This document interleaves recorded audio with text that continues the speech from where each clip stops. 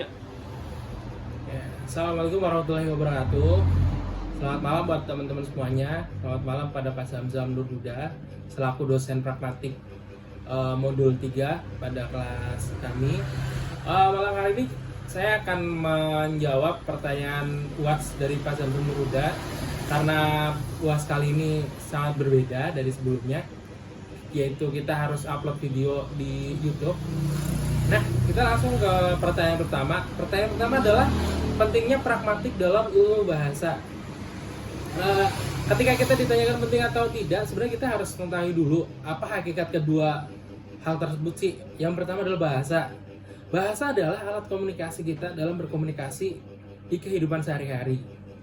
Nah, yang namanya alat berarti kan kita harus tahu tuh apa itu kegunaannya, apa kaidahnya, apa jenis-jenisnya, apa manfaatnya dan lain sebagainya gitu. Nah, kemudian kita beralih ke pragmatik. Apa sih pragmatik? Pragmatik adalah salah satu cabang ilmu linguistik yang dia lebih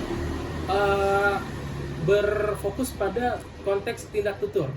Tindak tutur ini adalah tindak tutur yang tidak bisa dibaca secara literal atau dibaca secara tanpa dilakukan suatu apa ya, kayak semacam kajian gitu. Seperti misal gini, orang mengatakan A tapi ternyata maksudnya B, orang mengatakan B maksudnya C.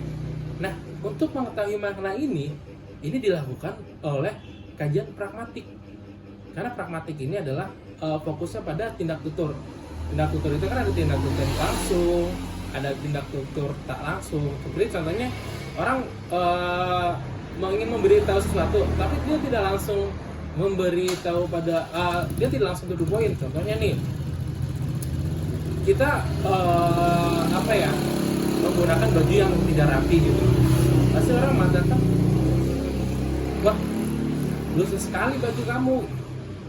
Nah, dari situ sebenarnya bukan hanya menyatakan bahwa baju kita tidak cuma tentang lusuh, tetapi orang tersebut juga seperti menyuruh kita untuk merapikan baju kita gitu.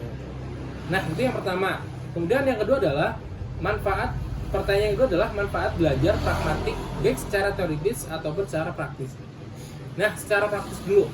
Secara praktis, ketika kita belajar tentang pragmatik adalah kita bisa mengetahui apa itu pragmatik, apa itu kohesi-kohesi yang terdapat dalam pragmatik, jenis-jenisnya, unsur-unsur apa saja yang terdapat dalam pragmatik gitu.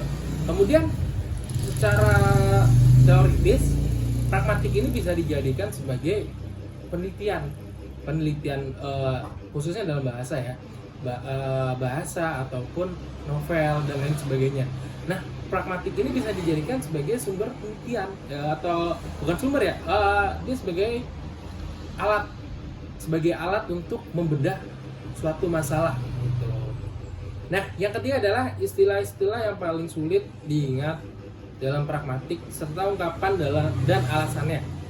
Nah, sampai sekarang yang masih menjadi momok di pragmatik bagi saya adalah saya sering salah meletakkan makna dari 3 hal, yaitu lokusi, ilokusi, dan perlokusi.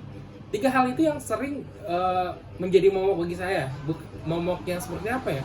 Dia seperti kadang saya salah menempatkan yang makna dari lokusi saya pindah ke ilokusi pindah ke perlokusi dan lain sebagainya. Itu yang masih menjadi kadang masih sering keliru gitu.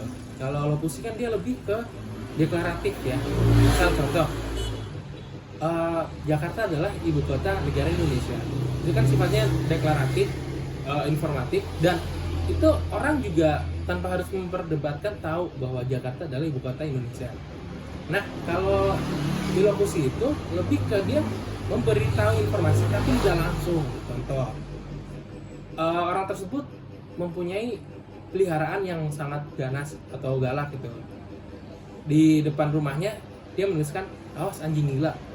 Nah, secara tidak langsung si pemilik ini memberitahukan bahwa di rumahnya itu ada anjing galak atau anjing gila yang kalau kita lihat berarti kita harus berhati-hati.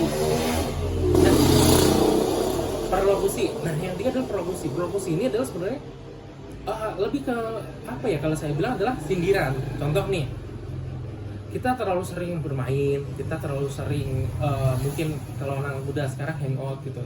Nah, karena terlalu lama bermain, akhirnya dia tidak ingat waktu untuk pulang. Ketika pulang dia dimarahin sama orang tuanya, misal main aja terus.